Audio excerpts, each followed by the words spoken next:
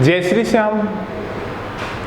आज हम डिस्कस करेंगे BSc second year, BSc BEd second year दोनों ही क्लासों के लिए रहेगा। दोनों ही क्लासों का पेपर सेकंड है, यूनिट फर्स्ट है और लेक्चर क्या है अभी आपका 9 लेक्चर रहेगा। आज हम पढ़ेंगे डिग्री ऑफ फ्रीडम के बारे में। डिग्री ऑफ फ्रीडम क्या होता है? हिंदी में बोलते हैं स्वतंत्रता एक कोटियाँ। Degree of freedom, freedom means आज़ादी। जब डिग्री ऑफ फ्रीडम की बात आती है तो हमारा ध्यान पार्टिकलों के ऊपर, कण के ऊपर, मॉलिक्यूल के ऊपर चला जाता है। अब मान लीजिए भी कोई पार्टिकल स्वतंत्र रूप से जितनी डायरेक्शनों में मोशन कर सकता है, या भी कोई पार्टिकल स्वतंत्र रूप में जितनी डायरेक्शन या दिशाओं के अंदर गति कर सकता है, उसको बोलते हैं डिग्री ऑफ फ्रीडम। मान लो कोई पार्टिकल एक डायरेक्शन के अंदर गति करता है तो उसका डिग्री ऑफ फ्रीडम 1 हो जाएगा। यदि कोई पार्टिकल मान लो 2 डायरेक्शनों के अंदर गति करता है तो उसका डिग्री ऑफ फ्रीडम 2 हो जाएगा। यदि मान लो भी कोई पार्टिकल 3 डायरेक्शनों के अंदर गति करता है तो उसका डिग्री ऑफ फ्रीडम क्या हो जाएगा? 3 हो जाएगा। कहने का मतलब दोबारा मैं बता दूं भी कोई पार्टिकल या कण या मॉलिक्यूल स्वतंत्र रूप से जितनी डायरेक्शनों में गति कर सकता है उसको बोलते हैं डिग्री ऑफ फ्रीडम। दोबारा बता दूं भी कोई पार्टिकल या कण स्वतंत्र रूप से जितनी डायरेक्शनों में गति कर सकता है उसको बोलते हैं डिग्री ऑफ फ्रीडम। अब एग्जाम्पल ले लो भी, हमने ये पढ़ा था भी कोई पार्टिकल एक डायरेक्शन के अंदर गति करता है तो उसका डिग्री ऑफ फ्रीडम 1 हो जाएगा। 2 के अंदर गति करता है तो उसका डिग्री ऑफ फ्रीडम 2 हो जाएगा। यदि 3 के अंदर गति करता है तो उसका डिग्री ऑफ फ्रीडम 3 हो जाएगा। तो एग्जाम्पल लेते हैं डिग्री ऑफ फ्रीडम के बारे में। अब ये मान लो भी कोई क्षैतिज तार मान लो, ठीक है, और यहां पे कोई चिमटी है तो वो इस पे गति कर रही है। भी कोई तार है, क्षैतिज तार है, ठीक है, उस पे चिमटी गति कर रही है तो उसका डिग्री ऑफ फ्रीडम क्या हो जाएगा? 1 होगा, क्योंकि वो क्षैतिज तार के ऊपर है तो एक ही डायरेक्शन के अंदर गति कर सकती है। यदि आप दूसरा एग्जाम्पल ले लो भी कोई प्लेन मान लो, प्लेन XY तल मान लो, उसके ऊपर क्या है भी कोई चिमटी है तो वो क्या है भी इसके अंदर 2 डायरेक्शनों के अंदर गति कर सकती है, भी X के अंदर भी, Y के अंदर भी, इस तल के अंदर। तो इसका डिग्री ऑफ फ्रीडम क्या हो जाएगा? भी 2 हो जाएगा। एक एग्जाम्पल और ले लो भी कोई आकाश में क्या भी मान लो आकाश में कोई कण है और वो क्या है भी स्थानांतरणीय, स्थानांतरीय गति करता है। तो वो कण क्या है? आकाश के अंदर क्या है? स्पेस के अंदर कोई कण है, वो ओनली कण क्या स्थानांतरीय गति करता है तो उसके कारण डिग्री ऑफ फ्रीडम क्या हो जाएगा? भी वो X के अंदर भी जा सकता है, Y के अंदर भी जा सकता है और Z के अंदर भी जा सकता है। यदि स्पेस में कोई कण है तो उसका डिग्री ऑफ फ्रीडम क्या हो जाएगा? भी 3 हो जाएगा। ये हो गई नॉर्मल सी बात डिग्री ऑफ फ्रीडम के बारे में। या कोई पार्टिकल या कण जितनी डायरेक्शनों के अंदर स्वतंत्र रूप से मोशन कर सकता है वो कहलाता है डिग्री ऑफ फ्रीडम। अब क्या होता है डिग्री ऑफ फ्रीडम क्या भी इन मोशनों पे भी डिपेंड करते हैं। आपको बता दूं भी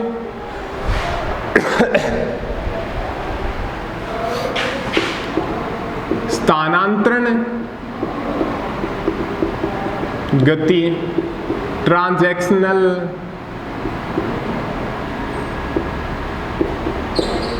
मोशन,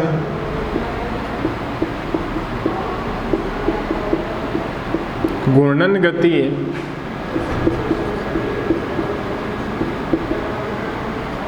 रोटेशनल मोशन और कंपन गति।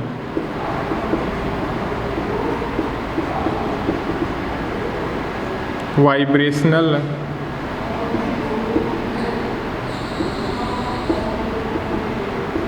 मोशन, ठीक है। अब क्या बताता है भी स्थानांतरणीय गति क्या होती है भी कोई पार्टिकल मान लो भी कोई स्पेस के अंदर कोई पार्टिकल है तो वो क्या है भी ओनली क्या होगा भी कोई सिंगल पार्टिकल है तो वो क्या करेगा भी स्थानांतरणीय गति करेगा और उसके कारण जो डिग्री ऑफ फ्रीडम क्या होगा भी 3 होगा। भी कोई एक पार्टिकल मान लो,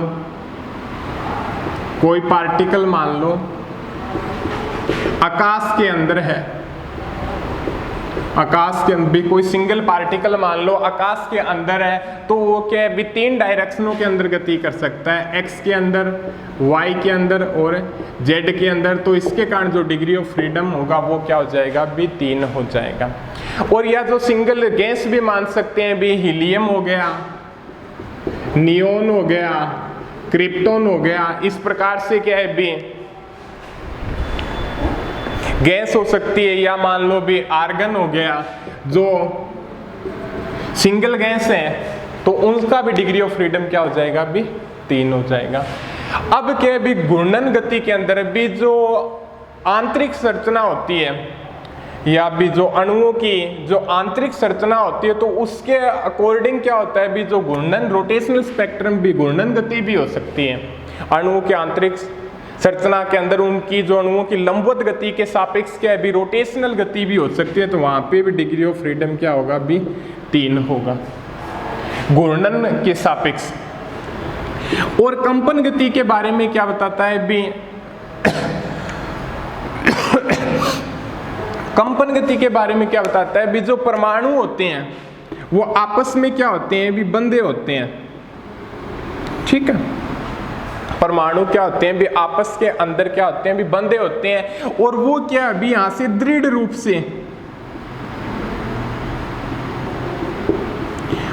रूप से बंधे न होकर यहाँ पे क्या स्प्रिंग के रूप में होते हैं, जिसके कारण क्या होता है भी कंपन होता है और वहां से क्या होती है कंपन गति होती है। और यहाँ से जो डिग्री ऑफ फ्रीडम की वैल्यू होगी वो क्या हो जाएगी भी 2 होगी। और 2 के अंदर क्या हो जाएगा भी एक तो भी ये जो रोटेशनल एनर्जी का जो पार्ट होगा वो गतिज ऊर्जा के रूप में कन्वर्ट हो जाएगा। और यहाँ से जो डिग्री ऑफ फ्रीडम 2 आएगा वाइब्रेशनल के अंदर है तो वो जो पार्ट होगा एक तो क्या है भी गतिज ऊर्जा के रूप में और दूसरा क्या होता है भी स्थितिज ऊर्जा के रूप में होता है। भी यहाँ पे जो एनर्जी प्राप्त होगी कंपन गति के कारण उसका डिग्री ऑफ फ्रीडम होगा वो एक तो गतिज ऊर्जा के ऊपर डिपेंड करेगा, दूसरा क्या है भी स्थितिज ऊर्जा के ऊपर डिपेंड करेगा। जो घूर्णन गति के अंदर जो पार्ट होगा वो तीनों के गतिज ऊर्जा के रूप में डिपेंड करेंगे, तीनों स्वतंत्र कोटियां। और इसके अंदर भी क्या होगी भी गतिज ऊर्जा पे डिपेंड करेंगी। भी कहने का मतलब स्थानांतरण और घूर्णन गति काइनेटिक एनर्जी पे डिपेंड करेगी और कंपन गति के अंदर जो स्वतंत्र कोटियों की संख्या होगी वो गतिज ऊर्जा और स्थितिज ऊर्जा दोनों के ऊपर क्या करती है भी डिपेंड करती है। अब उसके बाद में देखते हैं भी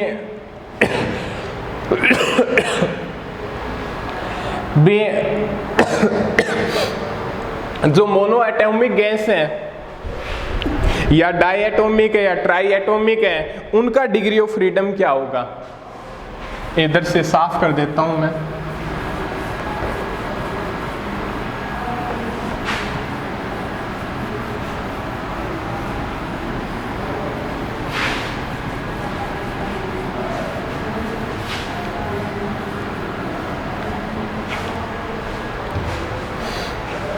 या मान लो क्या है भी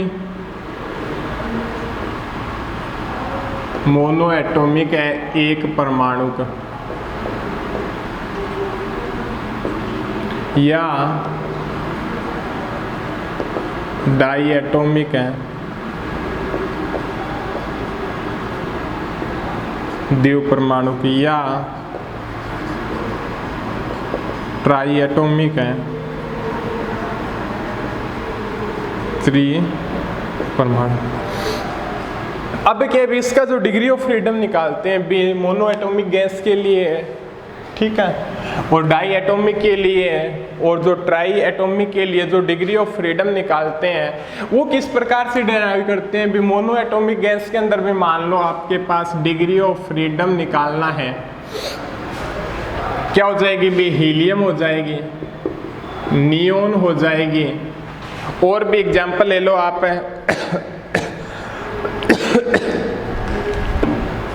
आर्गन हो गई, जिनोन हो गई।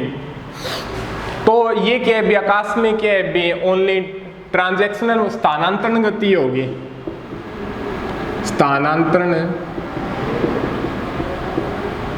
गति होगी। तो यहां से जो डिग्री ऑफ फ्रीडम क्या आएगा, वो क्या आ जाएगा भी, 3 आ जाएगा।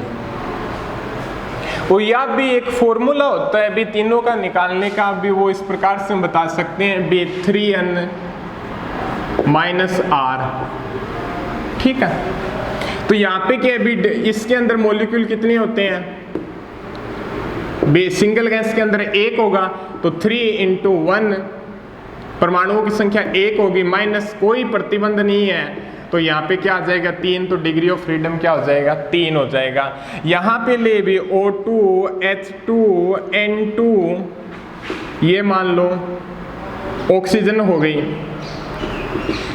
तो यहाँ पे जो डिग्री ऑफ फ्रीडम निकालेंगे 3n - r, तो इसका क्या हो जाएगा भी, 2 हो गए, माइनस प्रतिबंध क्या हो गया भी, 1 हो गया, तो 3 दूनी 6 -1 5, डिग्री ऑफ फ्रीडम क्या हो गए भी आपके 5 हो गए।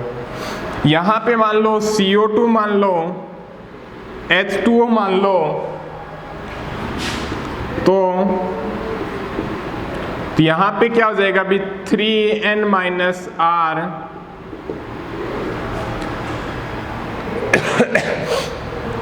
तो यहाँ से 3n - r करेंगे, तो 3 × 1 2 3, 3 माइनस 1 प्रतिबंध ये हो गया, दूसरा प्रतिबंध ये हो गया, तो 2 3 × 9 - 2 × 7, डिग्री ऑफ फ्रीडम क्या हो जाएगा अभी यहाँ पे 7 हो जाएगा, यहाँ पे डिग्री ऑफ फ्रीडम 5 हो जाएगा, और यहाँ पे डिग्री ऑफ फ्रीडम 3 हो जाएगा। अब यहाँ पे बात करते हैं, यहाँ पे जो डिग्री ऑफ फ्रीडम होगा 3 होगा, वो तीनों क्या होंगे भी, ट्रांसलेशनल स्थानांतरण गति के कारण होंगे। और यहाँ पे जो डिग्री ऑफ फ्रीडम होगा वहाँ पे 3 + 2, ये तो होगा आपका ट्रांसलेशनल, और ये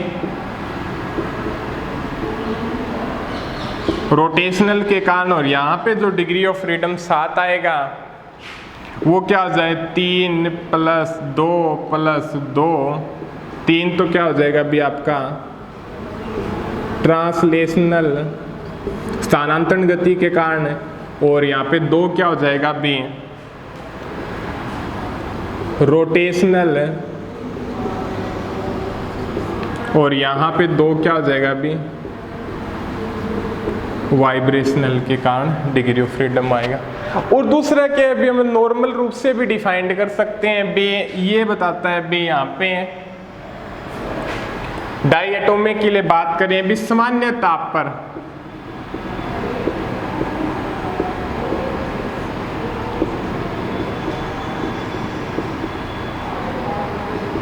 सामान्य ताप पे क्या होता है भी, द्वितीय परमाणु को अणु होते हैं भी, सामान्य टेम्परेचर के ऊपर जो द्वितीय परमाणु का अणु होते हैं वो क्या होते हैं भी, स्थानांतरण के साथ साथ क्या होते हैं भी, सॉरी वो कौन सी गति होगी भी, घूर्णन गति भी उत्पन्न करते हैं। द्वितीय परमाणु का अणु की बात करें तो स्थानांतरण के कारण 3 हो जाएगा, घूर्णन के कारण क्या हो जाएगा 3 हो जाएगा। बट एक बात होती है, घूर्णन गति क्या भी अपने लंबवत अक्षों के कारण क्या होती है, उत्पन्न होती है, ठीक है। और जो गतिज ऊर्जा 1/2 I ω² होगा, I यहाँ पे क्या होता है भी जड़ता आघूर्ण होगा भी, जो घूर्णन गति होगी वो क्या होती है भी अपने लंबवत अक्षों के कारण क्या होती है भी घूर्णन करेंगे द्वितीय परमाणु अपने लंबवत अक्षों के सापेक्ष, वहां से उत्पन्न होगी तो 1/2 I ओमेगा स्क्वायर होगी। तो यहाँ पे क्या है भी अपने अक्ष के अंदर जड़ता हुआ आघूर्ण का वैल्यू क्या हो जाएगा भी 0 हो जाएगा। तो एक फैक्टर 0 हो जाएगा, तो यहाँ पे क्या रहेंगे अभी 2 फैक्टर बचेंगे। तो 3 + 2 क्या हो जाएगा अभी 5 डिग्री ऑफ फ्रीडम क्या होगा अभी सामान्य ताप की कंडीशन के अंदर 5 होंगे। यदि टेम्परेचर इंक्रीज करें तो हमारे पास कुछ और कंडीशनें होगी, वहां पे डिग्री ऑफ फ्रीडम क्या हो सकता है भी चेंज हो सकता है। या नॉर्मल बात करें, नॉर्मल टेम्परेचर के ऊपर डिग्री ऑफ फ्रीडम डिपेंड करता है भी मोनो एटॉमिक या डाई एटॉमिक या ट्राई एटॉमिक गैसों के लिए जो डिपेंड करेगा भी आपका 3n - r पे। n क्या है भी यहाँ पे परमाणुओं की संख्या है, सिंगल है तो 3 × 1। एक परमाणु के अंदर कोई प्रतिबंध नहीं होता है तो वो 0 आ जाएगा, प्रतिबंध तो 3 डिग्री ऑफ फ्रीडम हो जाएगा। यदि द्वितीय परमाणु का अणु है तो परमाणुओं की संख्या क्या हो जाएगी भी 2 हो जाएगी, प्रतिबंध 1 हो जाएगा, 3 दूनी 6 - 1 डिग्री ऑफ फ्रीडम क्या हो जाएगा भी 5 हो जाएगा।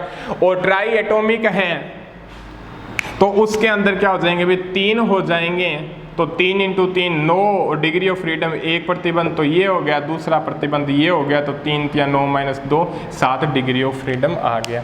और क्या है डिग्री ऑफ फ्रीडम के अंदर बहुत सारी कंडीशनें होती है, जैसे जैसे हम जितना लेवल इंक्रीज करते जाएंगे उतना ही ज़्यादा क्या हमें पढ़ने को मिलेगा और उतना ही ज़्यादा क्या डीपली डिग्री ऑफ फ्रीडम प्राप्त होगा। अब हम देखते हैं भी जो कंडीशनें होती है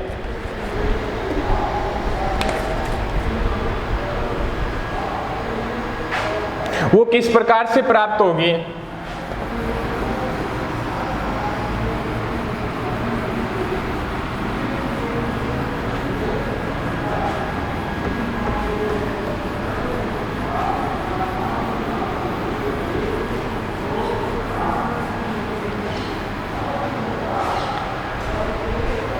अब ये मानने भी डिग्री ऑफ फ्रीडम निकालने भी गैस मान लो,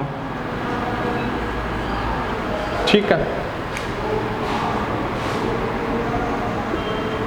डिग्री ऑफ फ्रीडम मान लो,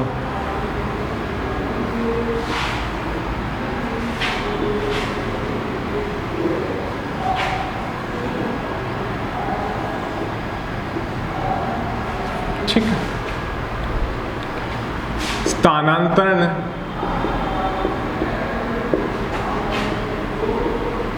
घूर्णन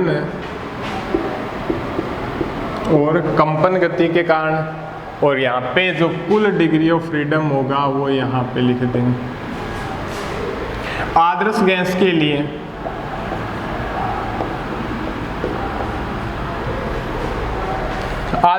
के लिए क्या होगा अभी आपके पास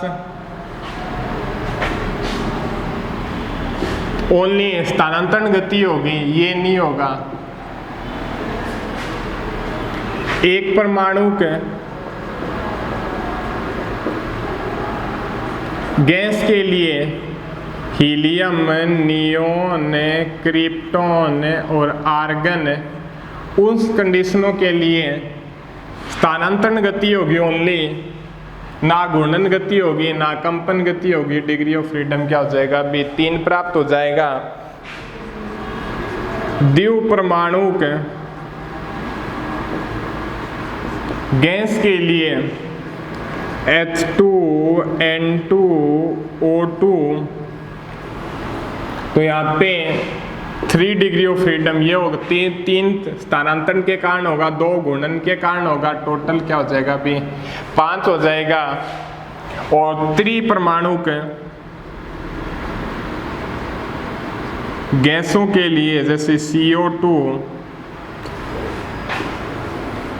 यहाँ पे जो डिग्री ऑफ फ्रीडम होगा है 3, 2 इसके कारण, 2 इसके कारण, और ये टोटल क्या हो जाएगा अभी 7 हो जाएगा। और 3n - r के फॉर्मूले से इसको क्या भी डिराइव भी कर सकते हैं इस फॉर्मूला की सहायता से।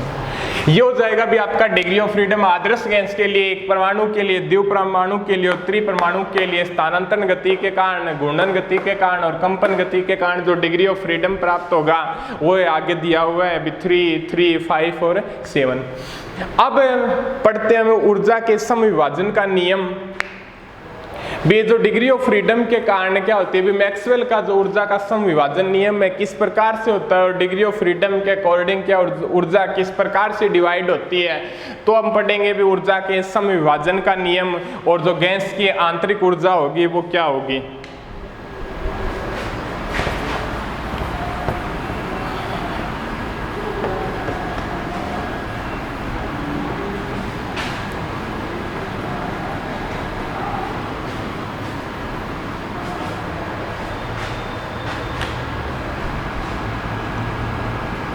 ऊर्जा के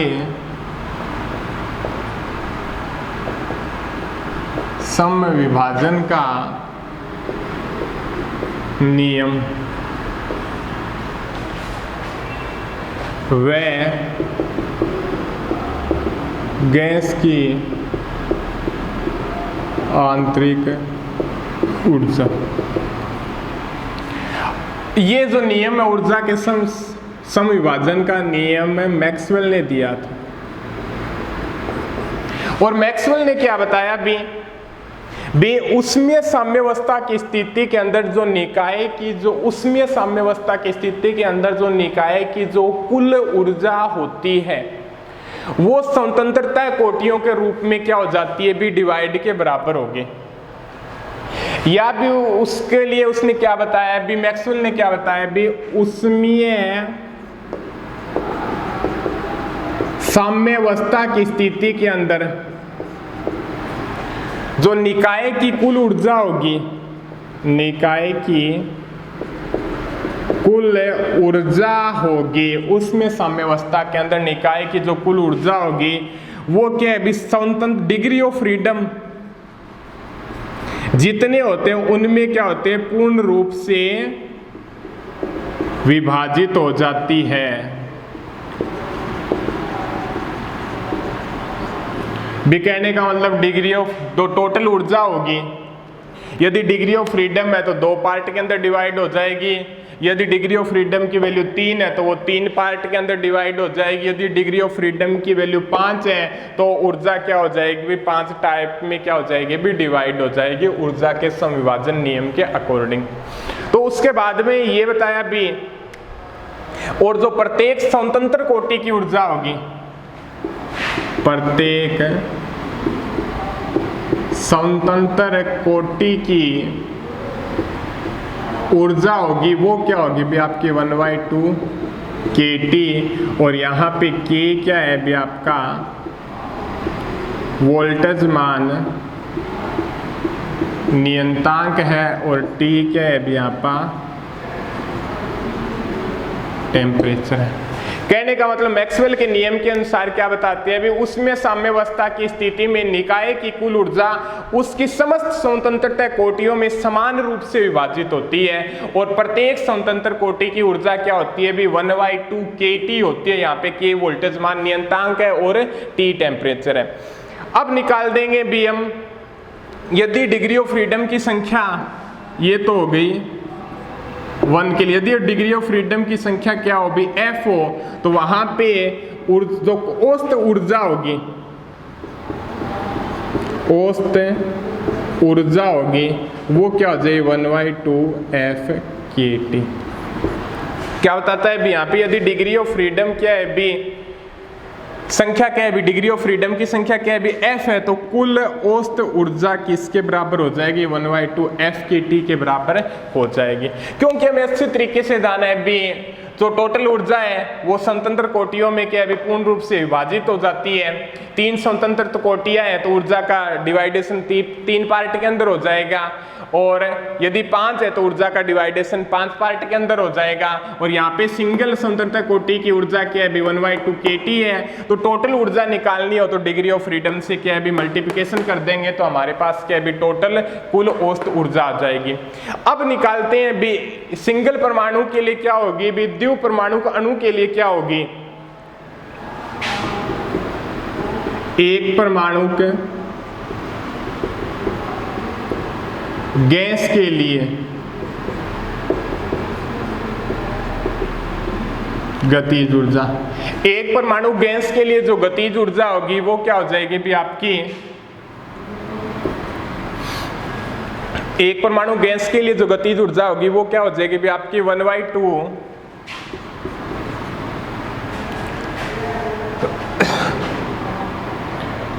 3/2 kT। क्यों यहाँ पे डिग्री ऑफ फ्रीडम एक सिंगल परमाणु के लिए क्या होते हैं भी 3 होते हैं, डिग्री ऑफ फ्रीडम यहाँ पे कितने होंगे भी 3 होंगे।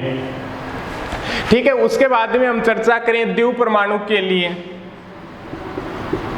द्विव परमाणु के गैस के लिए, तो यहाँ पे डिग्री ऑफ फ्रीडम कितने होते हैं भी 5 होते हैं द्विव परमाणु गैस के लिए। तो यहाँ पे जो गतिज ऊर्जा होगी द्विव परमाणु गैस के लिए, कुल गतिज ऊर्जा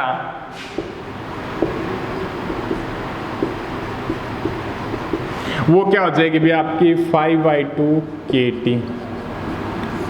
इस प्रकार से क्या है भी हम डिनोट कर देंगे कुल गतिज ऊर्जा को। अब आपको ये बताता है भी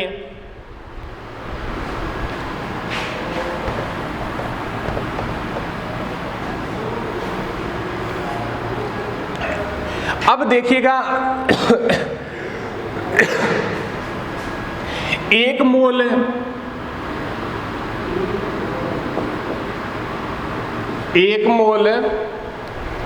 गैस की आंतरिक ऊर्जा,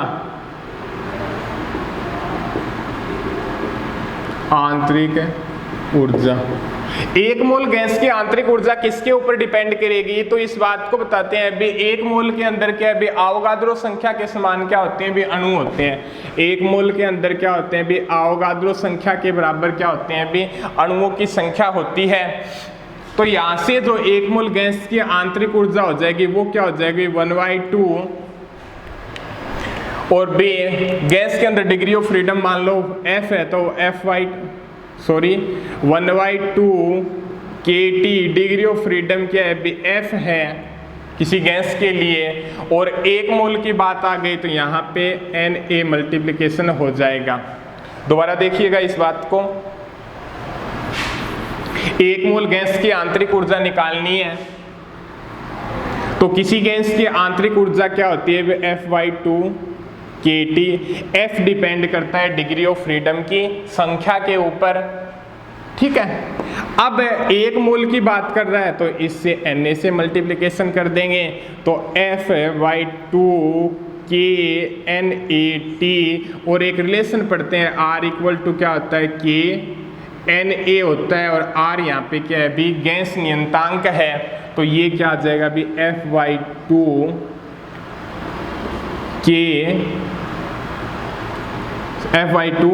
RT, ये आ जाएगी एक मोल गैस की आंतरिक ऊर्जा। अब क्या भी एक मोल गैस की आंतरिक ऊर्जा क्या है भी 2 फैक्टरों के ऊपर डिपेंड करता है भी।